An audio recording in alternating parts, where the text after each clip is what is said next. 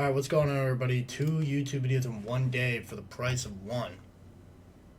Yeah, let's get into it. Why have I done well this month when price action has not been the best? I've seen a lot of people take no trades or been break even or even red, especially in the last week with this price action in January. Obviously, we've had some holidays. We had the New Year's. We've had Trump speaking about Greenland. We've had a lot of news that has led to very choppy conditions and people getting chopped out or not getting trades. Here are my stats for the month. As you can see, I've done, pretty well. Don't let the number of trades fool you. I usually only take one winning or one losing trade. And if you're wondering how my balance is only 2K, and oh, by the way, I should mention this is across 5 Express accounts as well as 3 Alphas and 1 Tradeify. Because I took payouts from other 50Ks and now I've gotten rid of them so that I could start scaling to 150Ks. So this is just going to be the focus.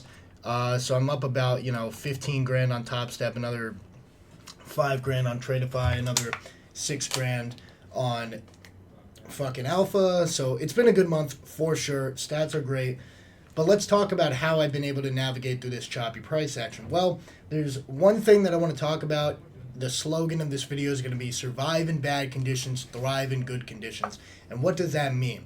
It means that the market is either going to be moving in one way. It's either going to be volatile, great volume, big moves, fantastic, or it's going to be moving in the other way where it's choppy, we're consolidating, we're not hitting big liquidity pools, we're not doing anything. Which time do you think I'm going to want to take the majority of my trades? Obviously, that first time period when we're getting moves, when we're getting volume, when we're getting optimal trading price action and conditions. And what I've decided to do during this month, while it's been very choppy, is I've decided to say to myself, okay, coming into the day, I only trade 9:30 to 11. Before 9:30, I will set levels. I will say, okay, there's an hourly high above, there's a 4-hour fair value gap above, there's a 4-hour low below, there's a new week opening gap below. I'm not going to take a trade. Let me say that again. I'm not going to take a trade unless one of those pools that I've marked out before the session happens gets hit. And I will say to myself, okay, I'm going to take a trade if we go down, fill that new week opening gap and get a reaction, or if we go down, completely fill through that new week opening gap, and then we start opening gaps for continuation shorts. Or vice versa, if we get a reaction off that, I want to see a pullback back to this 15-minute if we react off the hourly, so I could either take shorts off the hourly or wait for the pullback and then get a long off the pullback to the next liquidity pool. Basically, what I'm saying is, I've developed a technical rule where I say I'm not going to take a trade unless I pre-predicted it. Unless I said before the market even opened, this is a trade I'd be happy to take. Why has that worked so well for me? Well, it's simple. Most of the time when you take a losing trade, it's going to be because you're forcing or you're impatient. So most of the losing trades you're taking are typically in choppy ranges when you're bored, nothing is getting hit, you're fucking mad that we're not getting a big volatile move, and you're going to take losses because you're expecting to hit a banger every single day, and that's just not what trading is. In my last 3 trades, we could go over to my trading journal here. My last 3 trades have been where we hit my TP1, and then as we were going to my TP2, I had to aggressively trail. This trade, same thing. We got an SMT, so I aggressively trailed and got taken out here.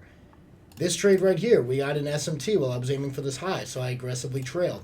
It's the same thing on the last 3. Mostly the story of this month has been that I've been getting the right moves, waiting, and then protecting my profits as soon as they come. Because we've been getting wicks, we've been getting, fake outs, moves that are only hitting for 20 points when they should be hitting for 60. And what am I doing? I'm saying, listen, I'm not going to get greedy and go for a crazy 4-to-1 trade. I'm going to be patient and I'm going to take the profits that I make. Get your piece of the pie and leave. All right? The market is extremely hard to predict. It is extremely hard to determine. So what do you need to do? You need to make sure that if you're green, you're protecting that green. I go break even as soon as we hit that first liquidity pool, and I take my profits typically at a 1-to-1 RR. Because I know over time my win rate, as you can see, very good in January. December, very good as well. My win rate is fucking fire. You know why? Because I'm not greedy. I'm not going for insane moves. I'm not going for 3RR trades. I'm not mad when, we have choppy price action. Because if we have choppy price action, I'm just going to say, okay, if we hit one of my liquidity pools that I predetermined, then I'll take a trade. If not, I'll get off at 11 and I'll come back tomorrow.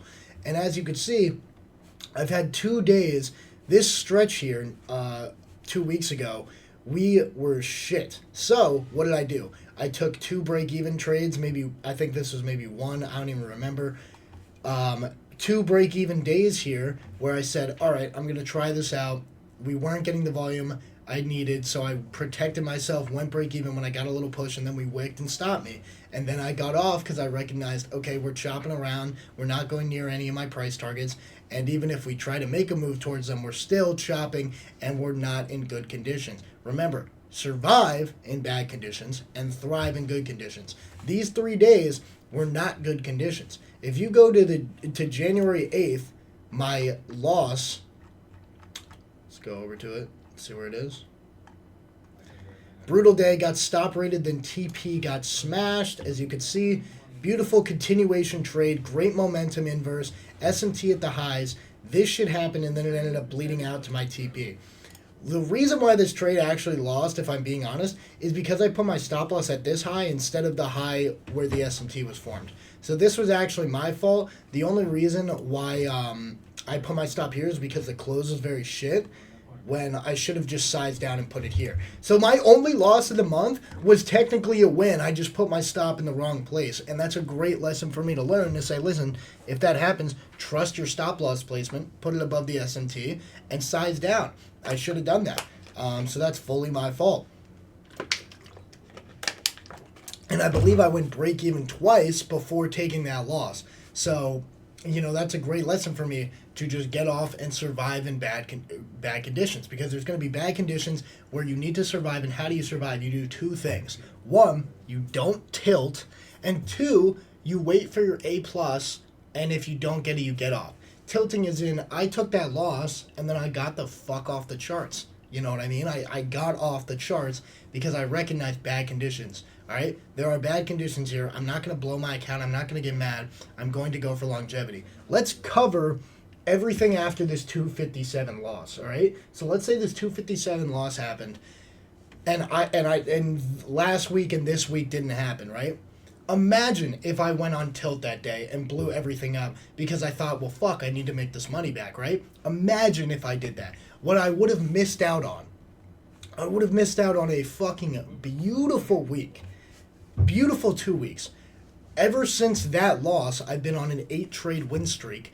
And imagine if I had tilted, gotten mad, and been like, you know what, I'm going to let these bad conditions win, and I'm going to take this loss, and I'm going to blow all my fucking accounts because I got mad. Because you tilted, all right? So if you can understand that bad conditions are going to happen, and nobody is forcing you to trade, then you are going to be successful in trading. Because the way you be successful in trading is you recognize poor conditions and you pre-plan for them. Like I said, before the market opens, okay, we have this liquidity pool above, we have this liquidity pool below. If we react in certain ways to either, if we displace, I could look for continuations. If we react, I'll look for a reversal, etc.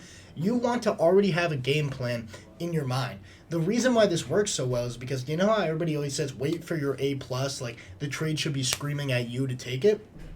But you're always like, yeah, but like, how do I do that? How do I know if the trade is screaming at me?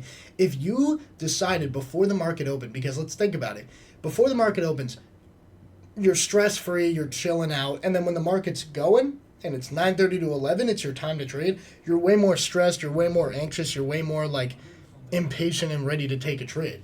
which mindset are you going to trust more? The one pre-market, obviously. So what's the definition of it screaming at you to take a trade? When you in your calmest state said that you would take a trade if this happened. So now it's happening. Obviously, that's pretty fucking obvious. That is how you survive in bad conditions. You trust your gut, you trust your pre-market analysis, your bias, whatever you want to see happen. And when it happens, you don't hesitate and you take the trade because you know your prior self, your calm self, wanted this to happen, and now it's happening, it's screaming at you. So that's how I've been able to be successful. Usually, I actually help out the free Discord a lot with my daily bias because I say, I want to see us continue to push past this 4-hour gap at open and target the unfilled 4-hour gap and new week opening gap above. In order for shorts to happen, I need to see us displace past London low, thus confirming we'd inverse London lows and go for the next daily low. So I say shit like that on daily bias. I'm basically telling my free chat what I want to see happen. I'm telling them that pre-market plan where I'm like, I'm only going to take a trade if this happens. So the tools are there. The price, the PD arrays, the reactions that you're looking for are all there, and now it's just time to execute. Will the trade scream at you to take it, and will you get impatient, not follow what your calm pre-market self said and marked out, and will you take a trade in a choppy range? You know, all of my trades, like I said this month, have been pretty small. Like, these are small winners. Like, this is a big win.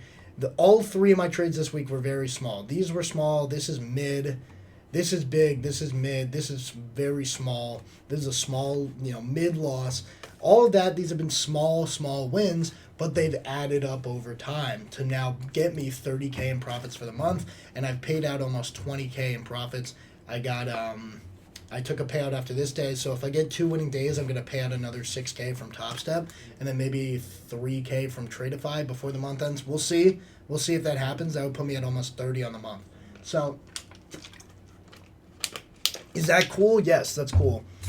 But I don't really give a fuck either way. Like, if that happens or doesn't happen, it doesn't really matter to me because I know these aren't even that good of conditions. So I'm more excited because I'm like, listen, when February comes or when March comes, whatever month may come that brings us thriving conditions, good conditions, we thrive, then I know that I could get bigger wins, I could scale up to more accounts, and I could start to see bigger payouts. It's not about the payouts, it's about executing. I'm more focused on executing A-plus trades that my pre-market self predetermined for me and scaling accounts than I am about big money in my bank account. I could not give a fuck. All right? I like seeing this and my green, habits and my green analysis and my green execution, even if the numbers were not here. And it just showed me, oh, you did the right shit today. You did the right shit today. That's all it is, because I know people have had trouble in January, and seeing myself do well in January just shows that these little adjustments I make, where I only do what my pre-market self tells me, and I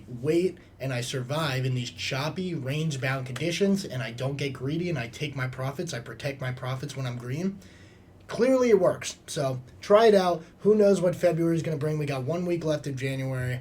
FOMC week, so be careful. And we'll see what this last week and then what February brings. Hopefully we get some more thrive-worthy conditions in February, and we'll see how we execute there. So all right, catch you guys later, and good luck.